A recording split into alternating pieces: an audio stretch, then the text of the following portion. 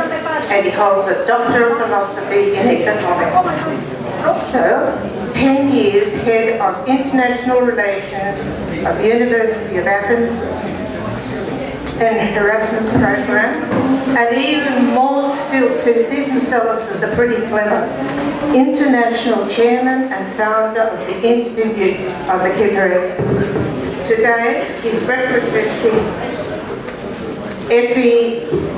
I'm sorry, I'm not very good on the Greek, so thank you very much. And Professor Marcellus is now talking about the Inter-Scientific Program for Non-European Countries, the Australian Project. Elias.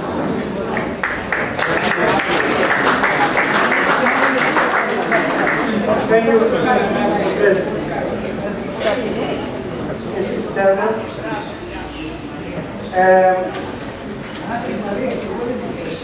Of course, I have two presentations in English. However, all of you, half of you, asked to do that in Greek. So I will speak without the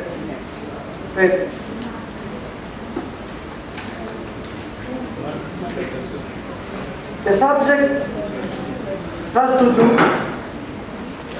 with the inter-scientific programs for non-European countries and an Australian project. What do we mean by that? Mrs. Tolakidou and I, κυρία Τολακίδου και εγώ, αποφασίσαμε, επειδή έχουμε ασχοληθεί πολλά χρόνια με το θέμα. Όταν λέω πολλά, το Πανεπιστήμιο Αθηνών, όταν πήγα στο Πανεπιστήμιο Αθηνών, δεν υπήρχε τμήμα διεθνών σχέσεων. Έτσι αποφάσισα κάποια στιγμή να αρχίσω εσωτερικές διαδικασίες για να αποφασίσει η σύγκριτος τι θα κάνω. Αυτό έπαιρνε χρόνο και έτσι αποφάσισα να αρχίσω αλληλογραφία με ξένα πανεπιστήμια. Άρχισα με ξένα πανεπιστήμια να μιλάω και ήταν η περίοδος περίπου εκείνη που το γύρω στο 92-93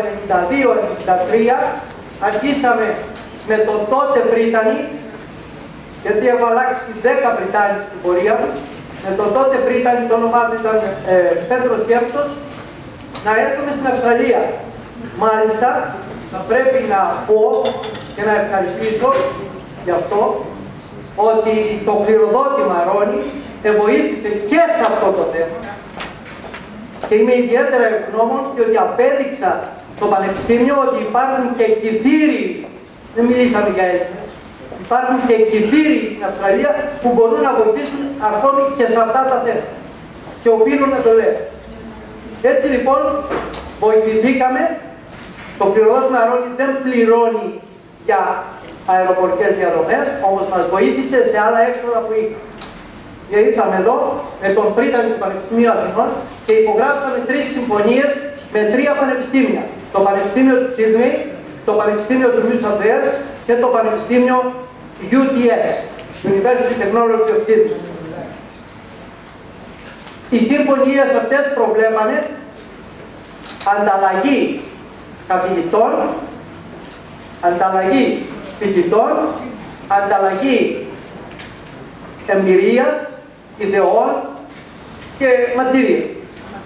Πολλά πράγματα τα οποία είχαν εκεί και χρειαζόμασταν εμείς. Εκείνη την εποχή δεν είχε προχωρήσει τόσο πολύ το πρόγραμμα Erasmus για την Ευρώπη.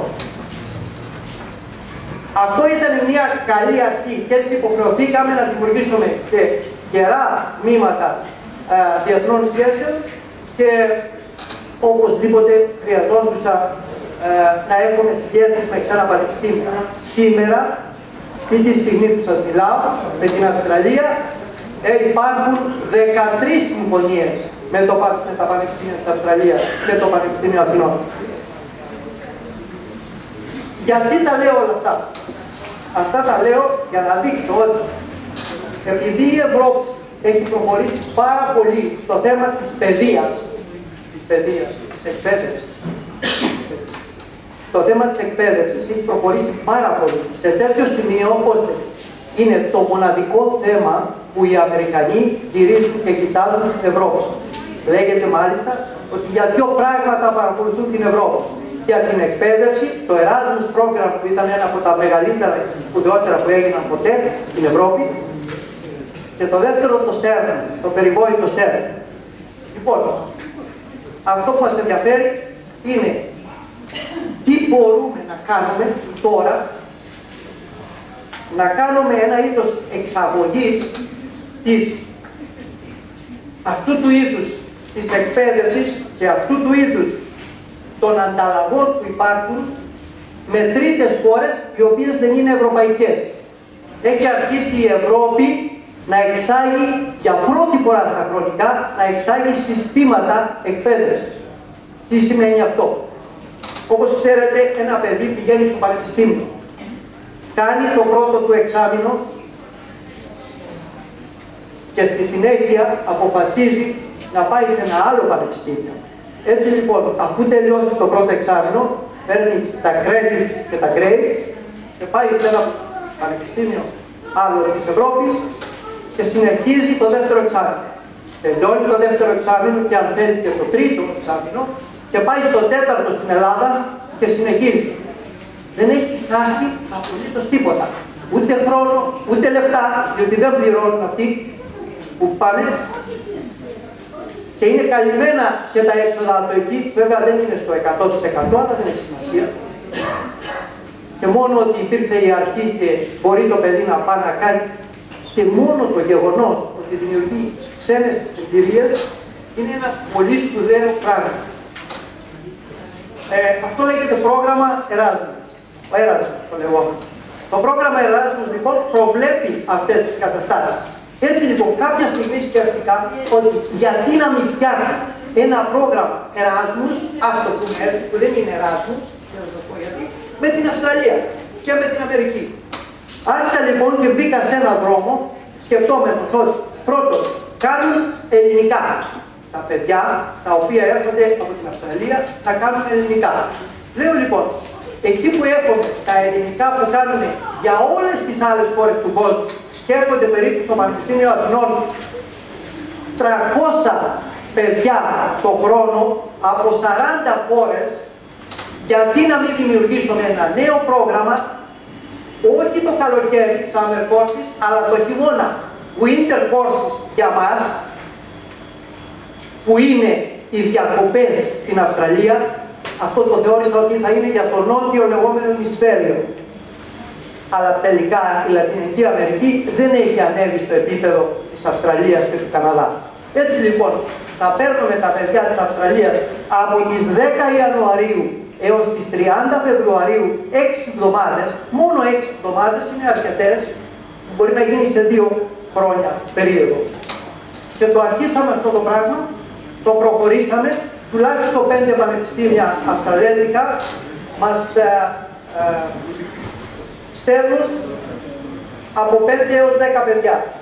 Δεν έχει προχωρήσει όμως όπως θα θέλαμε το πρόγραμμα. Δεν έχει προχωρήσει. Για πολλούς και ποικίλους λόγους. Αλλά εν πάση περιπτώσει, σημασία έχει ότι έχει γίνει η αρχή και κοντεύει τώρα κάπου 8 χρόνια που γίνεται κάθε χρόνο αυτές τις ημερομηνίες που σας είπα. Αυτό είναι ένα πρόγραμμα. Ένα δεύτερο πρόγραμμα, το οποίο αφορά όχι μόνο ελληνικά, αλλά ελληνικό πολιτισμό, ο οποίος μπορεί να μεταδίδεται στο παιδί με την έννοια ότι θα έρχεται να κάνει τα ελληνικά ή αν δεν θέλει ας μην κάνει ελληνικά, αλλά να κάνει ελληνικό πολιτισμό in English. Διότι υπάρχουν ορισμένοι και παιδιά και γι' αυτό μιλάμε και διαβίου μάθηση. Ο Ιωσδήποτε μπορεί να τα κάνει αυτά τα πράγματα. Σαν πορεία δηλαδή στην Ελλάδα. Αυτό γιατί το λέω? Γιατί ο σκοπός μου είναι το Ινστιτούτο του Κιθαρισμού να αρχίσει να κάνει αυτά που δεν έκανε το Πανεπιστήμιο. Λοιπόν, ένα πρόγραμμα λοιπόν είναι αυτό. Θα υπάρχει συνεννόηση είτε με παιδιά, είτε με ενήλικες, γι' αυτό μιλάμε για διαβίου μάθηση, είτε με ενήλικες, οι οποίοι θα θέλουν να έρθουν στην Ελλάδα και να παρακολουθήσουν μαθήματα ελληνικού πολιτισμού, δράματος, αρχαιολογίας και ούτω καθεξής. Όλοι οι κλάδοι της επιστήμης μπορούν να αρχίσουν. Και επειδή, όπως ξέρετε, η Ελλάδα είναι πάμπολη σε επιστήμες και κλάδους, θα μπορούν ο καθένας να ακολουθήσει αυτό που θέλει, ακόμη και σε ατομική βάση. Αρκεί να έχουμε το εξής: να βρούμε καθηγητές οι οποίοι in English θα σπουδάζουν τα παιδιά και θα πληρώνουν. Τα παιδιά έχουν μια μικρή χρέωση σε αυτό. Τα παιδιά που θα έρχονται στην Ελλάδα. Αυτό είναι ένα από τα προγράμματα το οποίο λέγεται πρόγραμμα ελληνικών σπουδών. Όχι Modern Greek Studies, αλλά Hellenic Studies Program. Ένα τρίτο πρόγραμμα, θα έλεγα, που είναι από αυτά τα οποία είναι συμβατά και μπορούν να περπατήσουν. Είναι το εξής: να συνδυάσουμε ένα χρονικό διάστημα, το οποίο να μην είναι 6 εβδομάδες, αλλά να είναι